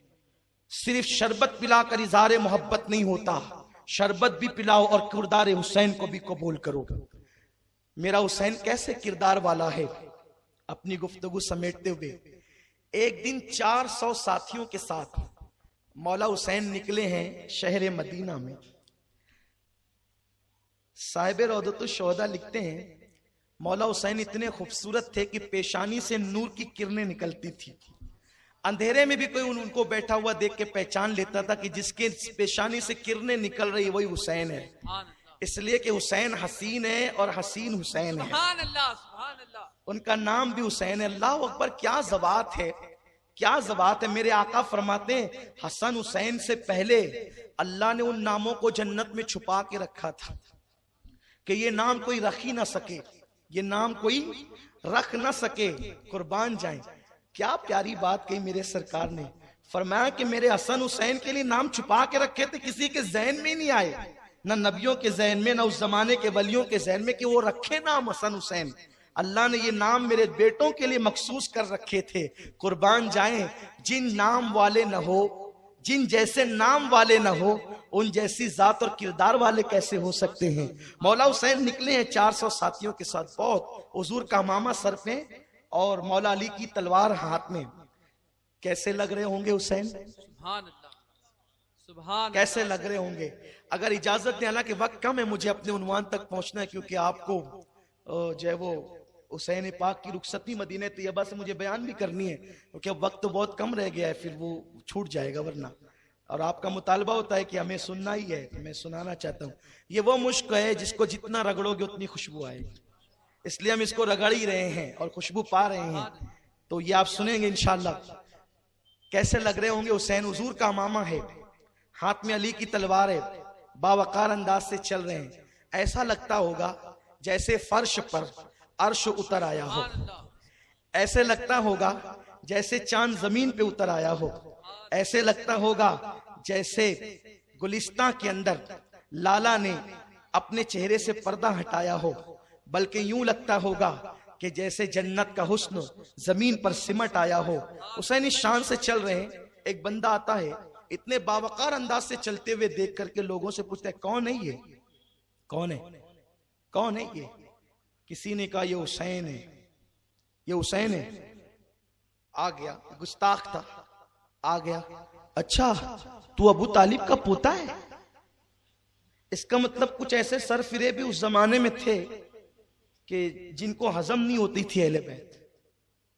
लेकिन अहले बैत का क्या उसमें बिगड़ता है? लेकिन देखो हुसैन पाक का किरदार क्या है, कुछ सीखो इससे। तू अबू तालिब का पोता है? आपने मुस्कुरा के कहा हाँ। अच्छा, वो अली का बेटा है तू? हाँ। वो तेरा बाप तो बड़ा फितना अंगेज था, माज़अल्लाह, बड़े फितने पैदा किए उसने। लोगों ने तलवारें निकाली, जो साथी थे। चुप रहो, ये बात मुझसे करता है, तुम्हारी तलवारें क्यों निकलती है? मौला हुसैन ने जब सुना तेरा बाप तो फितना अंगेज था, आप फरमाते हैं, ओ अल्लाह के बंदे, क्या तू भूखा है कि मैं तुझे खाना खिलाऊं? क्योंकि हो सकता है तू भूख की चिढ़ की वजह से ऐसा बक रहा हो। क्या तू प्यासा है ताकि मैं तुझे पानी पिलाऊं? हो सकता है प्यास की शिद्दत में तेरी जबान से जुमले निकल गए हो। क्या तू बीवी से लड़के आया है ताकि गुस्से में तू ये कह रहा है ताकि चलकर मैं तेरी बीवी के साथ तेरी सुलह करा दूं? या तू तंगदस्त है कि किसी ने तुझे कर्जा मांगा और लड़ाई की तो तू ये बातें गुस्से में कह रहा है, चल अगर तेरा कर्जा बाकी हो तो कर्जा अदा कर दूं? अच्छा, आप ही हुसैन है। कदमों पे गिरा, माफ कर दें। लोगों ने बहकाया था हुसैन के लिए, इसलिए कह दिया था, लेकिन आप तो ऐसे हैं। तो किसी ने कहा, हुसैन इतना हिल्म है तुम्हारे पास? मेरे हुसैन का तारीखी जुमला क्या है सुनो। कहते हैं, बादे मुखालिफ से दरख्त हिलने लगते हैं और उखड़ जाते हैं, लेकिन बादे मुखालिफ से पहाड़ नहीं हिला करते। हम लोग सब्र के वो पहाड़ हैं कि दुश्मनों को भी माफ किया करते हैं और ये अंदाज इख्तियार किया करते हैं। वो मौला हुसैन का किरदार है। वहां यजीद पलीद की हैसियत क्या है? वो जानी, वो शराबी, वो गंदा निकम्मा कमीना खबीस मरदूद जिस पर रसूलुल्लाह ने लानत की हो, वो बदतरीन इंसान, वो बदतरीन इंसान, अल्लाह अकबर, उसकी हैसियत क्या है? कुछ नहीं है यजीद तो अल्लाह अकबर आज के किसी मोमिन के सामने कोई हैसियत नहीं रखता, वो मौला हुसैन के सामने क्या हैसियत रखता है। मौला हुसैन जब हजरत सैयदना अमीर मुआविया रदी अल्लाह ताला 60 हिजरी 22 रजब को दुनिया से फालेज के मर्ज में कूच कर गए। ये मेरे हुजूर के सहाबी हैं। सहाबी से अगर कोई ऐसी लग्जिश हो जाए तो उम्मत में किसी बंदे को इख्तियार नहीं है कि वो सहाबा के मामलात पर जबान खोलता फिरे। लोग आज बहुत बेबाक हैं और वो कुछ का कुछ कहते हैं। हम कहते हैं बस इतनी नबी से निस्बत है उनको, हुजूर के सहाबी हैं, इसलिए उनके बारे में गलत सोचना भी हराम है। अहले सुन्नत का ये मुअतदिल रवैया है, एतदाल। नहीं तारीफ कर सकते, तौहीन भी मत करो, इसलिए कि बेटे का नंगापन बाप को कोई नुकसान नहीं पहुंचाता। नूह अलैहिस्सलाम का बेटा बिगड़ा, उससे हजरत नूह अलैहिस्सलाम के किरदार पे क्या असर पड़ा? उन्होंने समझाया, नहीं माना, गर्क हो गया। अल्लाह के पैगंबर है नूह। हजरत अमीर मुआविया आशिके रसूल हैं, ऐसे आशिक रसूल के उन्होंने वसीयत की थी कि मैंने हुजूर के नाखूनों की कतरन संभाल करके रखी है, जब मैं कब्र में जाऊं तो उसको मेरे सीने पे मेरे कफन में रख देना। अल्लाह मुझसे पूछेगा माविया क्या लाया है, तो अर्ज करूंगा तेरे हबीब के नाखूनों की कतरन। और उनका विसाल हुआ दमिश्क में, मुल्क शाम में, उन्हें बाग सगीर कब्रिस्तान में दफन किया गया है। आज भी वहां उनकी कब्र अनवर मौजूद है। उन्होंने दुनिया से जाते जाते बड़ी वसीयतें की थी यजीद को कि देख उनका ख्याल रखना, बहुत सारी चीजें उन्होंने कही थी। लेकिन जब उनका विसाल हो गया 22 रजब को, अच्छा 22 रजब को हजरत अमीर माविया का विसाल हुआ, तो हम जो पूरियां पकाते हैं वो हजरत अमीर माविया के विसाल की खुशी में नहीं पकाते, कि ये हम पे इल्जाम है कि हम माज़अल्लाह उस खुशी में पकाते हैं। और अगर बिल फर्ज कोई उस खुशी में पका भी ले कि अमीर माविया की मुलाकात अल्लाह उसके रसूल से, वे उस खुशी में अगर पका भी ले, तो तुम्हारे यहाँ तो मसला तो पहले ही तुम बयान कर चुके हो कि शोक 3 दिन मनाना चाहिए। हुसैन पाक के लिए आप शोक 3 दिन मनाने की बात करते हैं, और हजरत अमीर माविया के लिए आप हमें 1450 सालों से गम मनाने का हुक्म दे रहे हैं।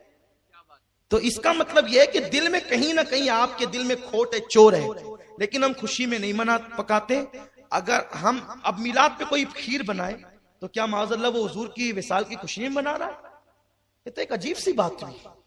बस करना नहीं है, 100 बहाने हैं। हम कहते हैं ना करो, हमने कब कहा करने का।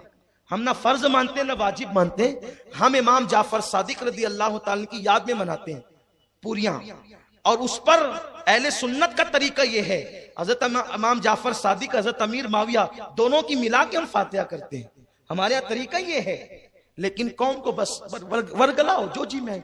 जिन लोगों को सही उर्दू बोलना नहीं आती वो मेरे हुसैन के मुकाबले में तकरीरें करने आते हैं।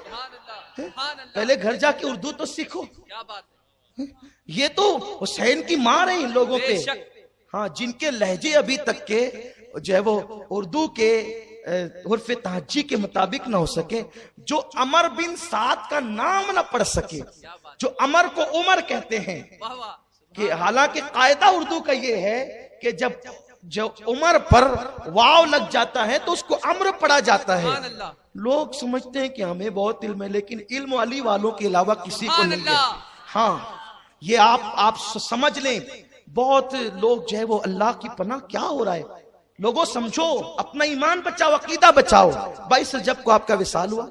उसके बाद यजीद ने एक खत रवाना किया, क्योंकि यजीद को, चोर के दिल में तो चोर होता है ना, यजीद को यह खतरा था कि मौला हुसैन मेरी बैअत नहीं करेंगे, क्योंकि मालूम था यह है पक्का गुंडा, ये किरदार लेस आदमी, कैरेक्टर लेस आदमी, इसके पास कोई किरदार तो है नहीं। बांसुरी बजाता है, कनीजों का नाच देखता है, मुजरे सुनता है, बंदर का नाच देखता है। और जो सरजून है ना, सरजून, इस नाम को आप याद रखें, वो आगे काम आएगा। सरजून जो है वो यजीद का दोस्त है। सरजून ने यजीद की जितनी पोल खोली है उससे ज्यादा किसी ने यजीद की पोल नहीं खोली।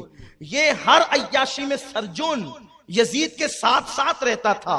तारीख में अलबिदाया व निहाया वगैरह उठा करके पढ़े, और भी दीगर मौरखीन का रिकॉर्ड उठा करके पढ़े, सरजून ने बहुत सी बातों का इंकिशाफ किया है। सरजून का कहना यह है कि यजीद जो है वो लड़कों के साथ बदफैली भी करता था, और बल्कि यजीद का किरदार इतना घिनौना किरदार था, इतना गिरा हुआ किरदार था कि यजीद जब शहवत उसमें डूब जाता तो वो कुत्तों के साथ भी बदफैली किया करता था। ये यजीद का किरदार है, ये यजीद का कैरेक्टर है। वरना सरजून का वाला आप पढ़ लें उठा करके तारीख के अंदर, इतना बदतरीन आदमी बताओ, जो कुत्ते के साथ बदफेली करे, तुम उसके पीछे 2 रकअत नमाज पढ़ोगे जुमा की? अरे जब तुम जैसा नहीं पढ़ सकता, हम जैसा नहीं पढ़ सकता। यारो, हमारे यहाँ तो नमाज में इतनी एहतियात है, हमारी अवाम इतनी होशियार है, सुन्नी अवाम, अगर इमाम की उंगलियां भी मुसल्ले पे नहीं लगती तो वो मस्जिद छोड़ देते हैं। बोले हमारे इमाम साहब की उंगलियां नहीं लगती, और चूंकि वो 3 उंगलियां लगाना वाजिब है, तो है दाढ़ी मुंडा, दाढ़ी नहीं है चेहरे, लेकिन कहेगा कि नहीं मैं नहीं पढ़ता। यानी ये हालत है, जिस कौम की गैरत का हाल ये हो, जिस कौम की गैरत की कैफियत ये हो, उस कौम के आका हुसैन वो जो कुत्ते से बदफेली करता हो, और मौला हुसैन को मालूम है उसके हाथ में हाथ दे दे, उससे बयात कर ले, कैसे हो सकता है? उसने भेजा हुसैन को, कहो वलीद से कहा, वलीद जो मदीने का गवर्नर था उससे कहा हुसैन को कहो वलीद इब्ने उकबा कि वो मेरी बैत करें। अब्दुल्ला इब्ने जुबैर से भी कहना, अब्दुल्ला इब्ने उमर से भी कहना, अब्दुर्रहमान इब्ने अबू बकर से भी कहना। ये 4 नाम उसने खास लिए और उसके बाद कहा कि ये सबसे बैत लेना, बैत करे तो ठीक है। अब देखो उसका कहना, अगर ये बैत न करें इन्हें कत्ल कर देना, चारों को। ये चारों बड़े सहाबा की औलाद और खुद बड़े, मौला अली के बेटे इमाम हुसैन, हज़रत अबू बकर के बेटे अब्दुर्रहमान, हज़रत उमर के बेटे अब्दुल्ला और हज़रत जुबैर इब्ने अव्वाम जो हुजूर के साड़ू हैं, उनके बेटे जनाबे जुबैर, जनाबे अब्दुल्ला इब्ने जुबैर। ये नाम उसने पेश किए, ये बयात करें तो ठीक वरना इन्हें कत्ल कर देना। अब ये चीज जब वलीद के पास आई, वलीद ने खत पढ़ा, घबरा गया। मौला हुसैन को कत्ल करने की बात की इसने। तो उन्होंने मरवान को बुलाया, मरवान इब्ने हकम। ये मरवान वो शख्स है, मरवान वो इंसान है, बुखारी शरीफ की हदीस है। देखो यजीद के फेवर करने वालों में कैसे कैसे लोग हैं, मैं फिर हवाला दे रहा हूं, बुखारी शरीफ की हदीस है और उसको नकल किया है इब्ने कसीर, अल्लामा इब्ने तैमिया के शागिर्द ने।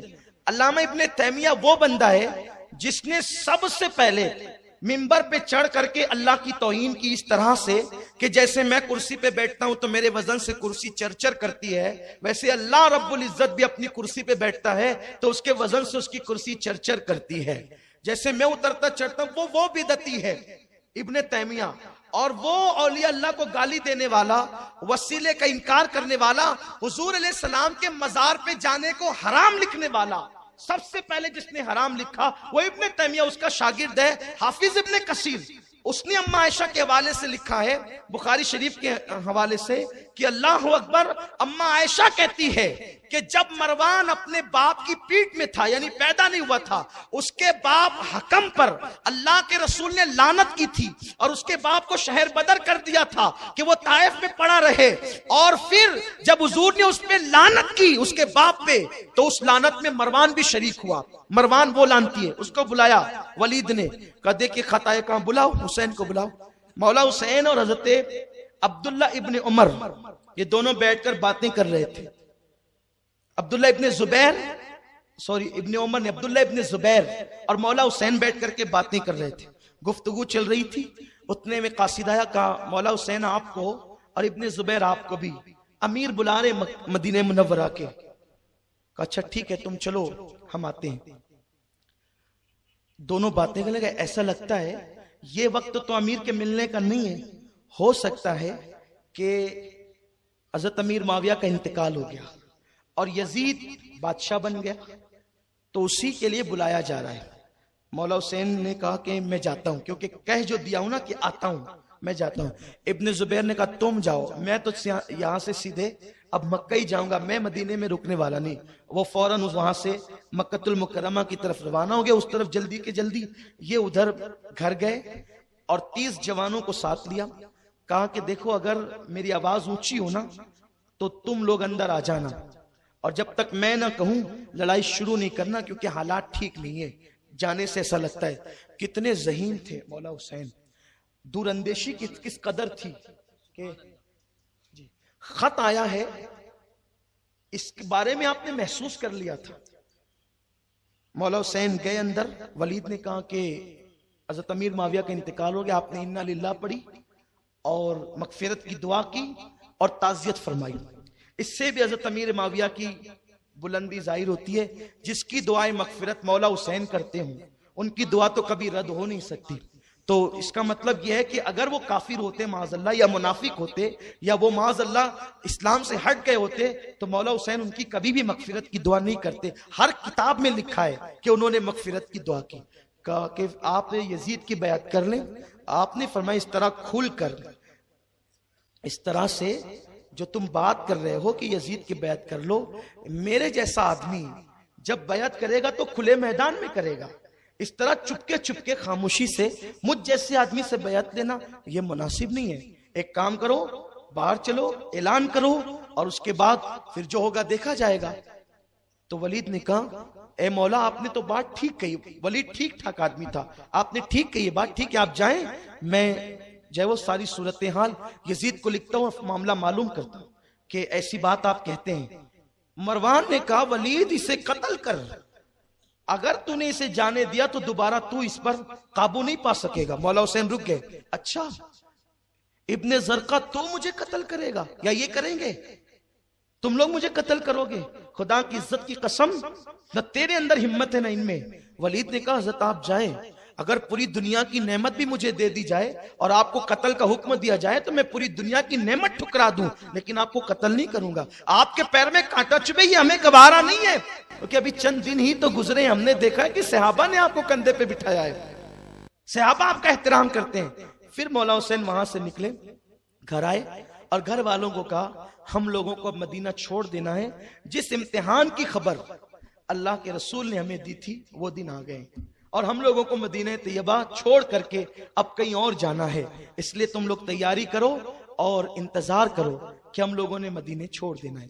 यहां पर एक बात करके गुफ्तगू खत्म करता हूं, जहां तक आपको ले जाना था हम वहां नहीं जा सके, जो है वो गुफ्तगू दरमियान में बहुत निकल गई और हम वहां तक नहीं पहुंच सके। इंशाल्लाह ये तसलसल कल जारी रहेगा।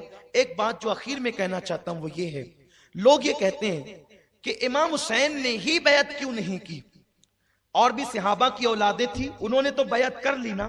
हम कहते हैं 61 के बाद आप उठा करके देखें सियासित्ता, गसीलुल मलाइका के साहबजादे जनाबे अब्दुल्ला इब्ने हंजला गसीलुल मलाइका, वो फरमाते हैं, हज़रत गसीलुल मलाइका के साहबजादे अब्दुल्ला इब्ने हंजला गसीलुल मलाइका फरमाते हैं कि हमने उस वक्त यजीद की बैत तोड़ दी और उस पर खुरूज किया जब हमको ये खौफ हुआ कि अगर हमने यजीद के खिलाफ एहतजाज नहीं किया तो अल्लाह की तरफ से कहीं आग ना बरस पड़े। तो लोगों ने पैरों से जूते निकाल करके फेंके और कहा जैसे हम पैर से जूता निकाल के फेंक रहे हैं वैसे हम यजीद की बैत निकाल के फेंक रहे हैं। लोगों ने सर की टोपियां निकाल के फेंकी और कहा जैसे हम टोपियां फेंक रहे हैं वैसे यजीद की बैत फेंक रहे हैं। तो आप कहते हैं कि इमाम ने क्यों बैत नहीं की?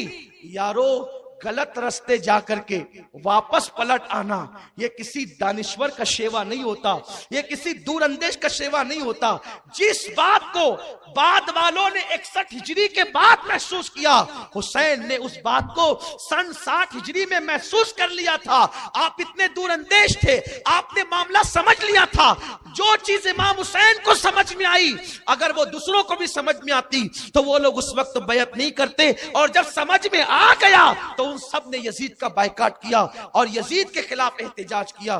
कम लोगों को लेकर के इमाम हुसैन जो उठे हैं ना, उनसे लोगों ने बहुत रोशनी ली है कि बातिल के खिलाफ उठ करके खड़े होना ये हुसैन का तरीका है। इसीलिए गांधी जी हिंदुस्तान में जब बरतानवी साम्राज्य के खिलाफ उठ करके खड़े हुए, चंद लोग उनके साथ थे, तो लोगों ने गांधी जी से कहा इतने कम लोगों को इतनी बड़ी हुकूमत से आप ले जाकर के टकराएंगे तो इतने कम लोगों को ले जाना अक्लमंदी नहीं। गांधी ने कहा था ये बात मैंने हुसैन से सीखी है, ये बात मैंने हुसैन से सीखी है। हुसैन वो है, आप हुसैन को नापिए मत, तौलिए मत। दुनिया में अल्लाह ने कोई ऐसा तराजू ही पैदा नहीं किया जिसमें हुसैन तौला जा सके। अल्लाह ने दुनिया में कोई ऐसा नाप ही पैदा नहीं किया जिससे हुसैन नापा जा सके। अल्लाह ने दुनिया में कोई ऐसे अल्फाज ही पैदा नहीं किए जिसमें हुसैन पाक की मुकम्मल फजीलत बयान की जा सके। हुसैन हुसैन है, बस मौला हुसैन को सही तौर पे पेश करने की जरूरत है।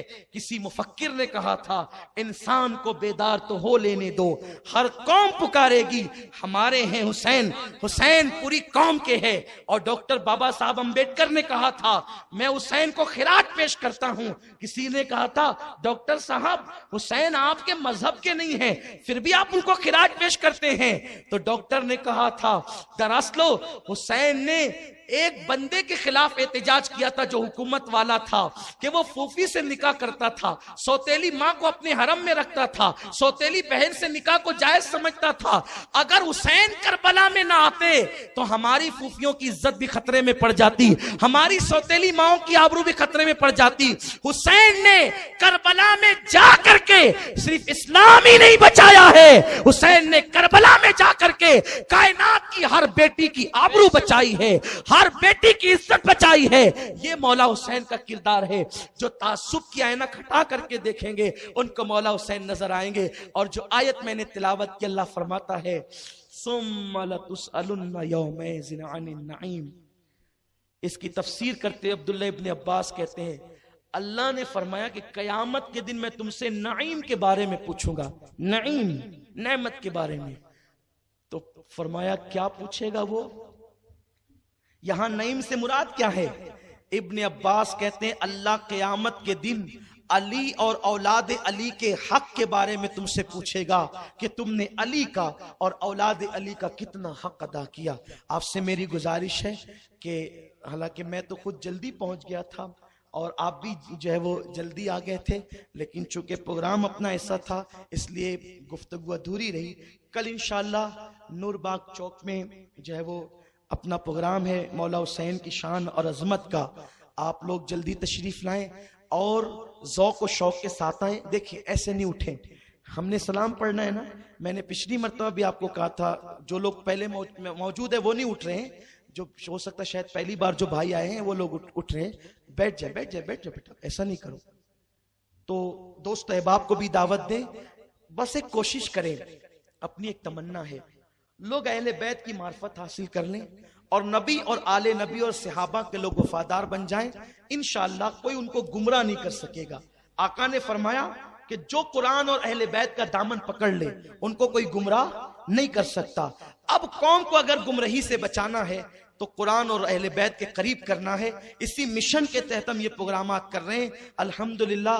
और आपकी जो है वो मालूमात के लिए बता दूं, इस साल का अपना जो प्रोग्राम है वो अवाम की फरमाइश पर पूरी दुनिया के अंदर नश्र किया जा रहा है और पूरी दुनिया के अंदर बताया जा रहा है। गोया कि हम बैठे खुशामदपुरा में हजारों लोगों को लेकर, लेकिन दुनिया भर में कई मुल्कों के अंदर इस बयान को सुना जा रहा है और आपको देखा जा रहा है।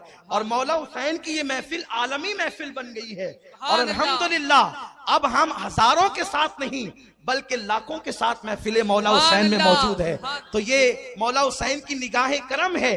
अल्लाह ताला आपका ज़ौक़ और हम सबका ज़ौक़ सलामत रखे, हम खूब डंके बजाते रहें। तो मेरी गुजारिश है दोस्त अहबाब को लाओ, बड़ी तादाद में लड़कियां अपनी सहेलियों के साथ आए, अपने घर वालों के साथ आए, ताकि लोगों को पता चले करबला एक दास्तान नहीं है, करबला एक सिर्फ दास्तान नहीं, करबला हकीकत है, करबला ईमान है, करबला इस्लाम है, करबला इनकलाब की जमानत है और करबला हमारे खून को हरारत करने वाली चीज है।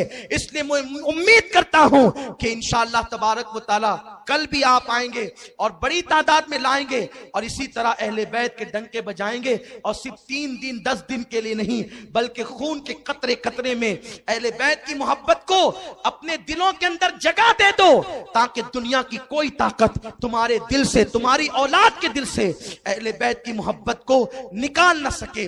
जाते जाते आखिर में सिर्फ एक इशारा देना अभी याद आया है तो अर्ज करता हूं। कितनी बड़ी बात है हुसैन पाक और उनकी अम्मी, उनके अब्बा, उनके भाई से मोहब्बत। वह खत्म हुआ है, इशारा देता हूं। समरकंद में एक सैयदजादी थी, बड़ी गरीब। वो डायरेक्ट सैयदा फातिमा की औलाद नहीं थी, फातिमातुज़ ज़हरा की औलाद की औलाद की औलाद की औलाद की औलाद थी, दूर तक नसब जाता था। इतनी गरीब थी वो बेचारी कि कुछ नहीं था घर में। घर से बाहर हो गई, बच्चियों को एक जगह पे बिठाया और पता चला कि कोई सेठ साहब समरकंद में रहते हैं जो लोगों की बड़ी मदद करते हैं। वो वहां पहुंची और सेठ को कहा कि आप लोगों की मदद करते हैं, मेरी भी कुछ मदद कर दें आप। और इस लालच के साथ कि अगर मैं अपनी हकीकत बता दूं तो जितनी मैं मुस्तहिक हूं उतनी मेरी मदद हो जाएगी, तो मेरा मसला हल हो जाएगा। तो खामोशी से उस सैयदजादी ने कहा, ए बंदे, मैं सैयद हूं, इमाम हुसैन की आल हूं, रसूल की आल हूं, मेरी कुछ मदद कर। उसने कहा, जो देखो वो सियादत का दावा लेकर के चला आता है, सैयद बना है, और भीख मांगने के लिए नसब का इस्तेमाल, हम सैयद हैं, जाओ, तुम्हारी कोई मदद नहीं की जाएगी, इसलिए कि तुम्हारे पास सैयद होने का सबूत क्या है? अगर तुम हो नबी की हाल से, सबूत क्या है? उसकी आंख में आंसू आ गए। कहा, जिसके घर खाने को नहीं वो क्या सबूत पेश कर सकती है? देना हो तो दो, वरना मैं चली एक मजूसी के पास गई, वो भी सखी था, लोगों की मदद करता था, आग का पुजारी था। पहुंची, कहने लगी कि मैं मुसलमानों के नबी की औलाद हूं, सैयदजादी हूं मैं, क्या तुम मेरी मदद करोगे? उस मजूसी ने कहा, ए खातून, आग का पुजारी हूं मैं, मुसलमान नहीं हूं, लेकिन इतना जानता हूं कि मोहम्मद बहुत रहमदिल इंसान थे। जब उनके पास कोई आता था तो वो उसकी हाजत पूरी कर देते थे। अगर उनकी औलाद मेरे घर आई है तो मेरे भाग जगे हैं। आइए, ये घर आपका है, अब मैं गुलाम हूं आपका, क्योंकि इतने बड़े बाप की तुम औलाद हो। बीवी से कहा, इनकी बेटियों को लाओ, कहां है पूछो, जा करके लाओ। बेटियां लाई गई। कहा, ये घर आपका है, दुपट्टे दिए, लिबास दिए, खाना दिया, और कहा, हम दोनों गुलाम और कनीज, आप आका की औलाद, आका। बड़ी खिदमत की।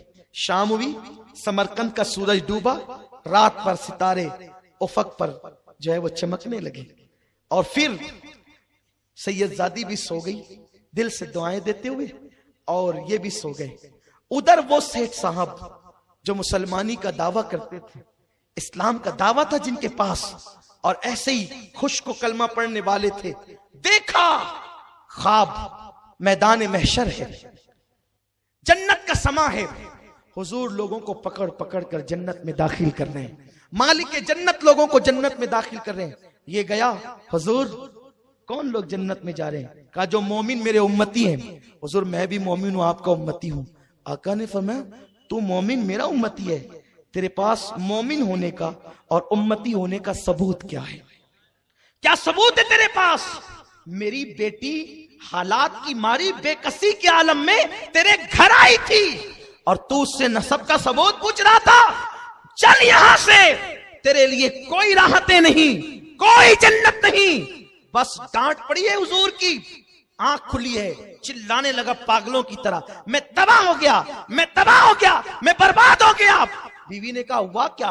कहा कि ख्वाब में हुजूर ने डांटा, भगा दिया, जन्नत नहीं दी, रोने लगा, पीटने लगा, हैरान हो गया। उसके बाद सुबह को ढूंढते ढूंढते निकला, किसी ने कहा वो सैयदजादी तो मजूसी के यहाँ है। पहुंचा वहां, कहा कि देखो मैं मुसलमान हूं, तुम मजूसी, मैं मोमिन हूं, तुम काफिर, इसलिए खबरदार, वो मेरे नबी की बेटी पे मेरा हक है, मैं ले जाऊंगा, तुम्हारा कोई हक नहीं।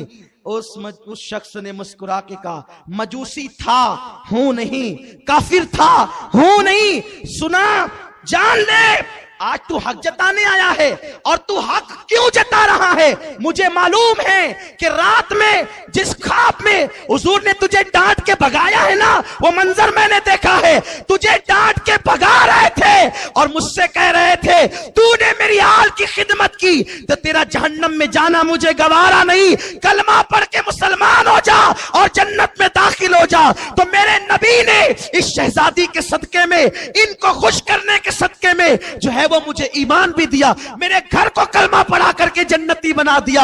अब मैं इनको नहीं दूंगा, इनकी खिदमत मैं करूंगा।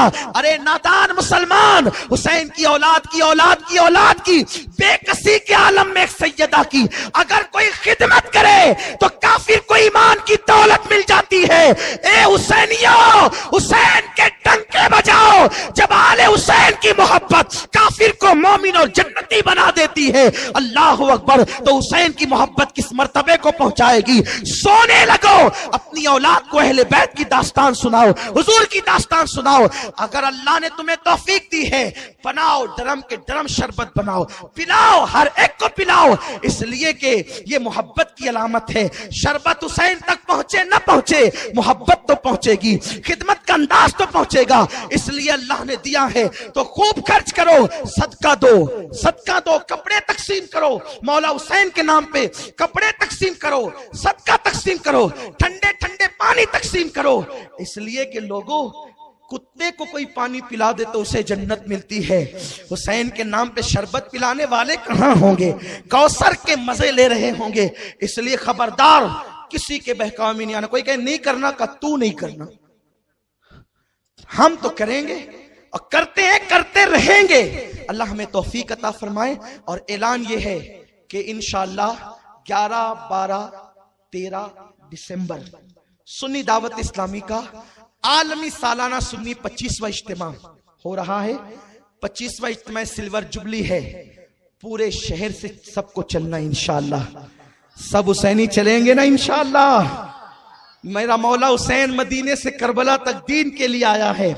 हम भी इंशाअल्लाह उनकी सुन्नत पे अमल करने के लिए, उनकी खैरात लेने के लिए अपने शहर से वादी नूर तक का सफर करेंगे। अरे कटाने के लिए तो नहीं, कटा दिया उस आले नबी का काम था, आले नबी का काम था, आले नबी ही कर गए।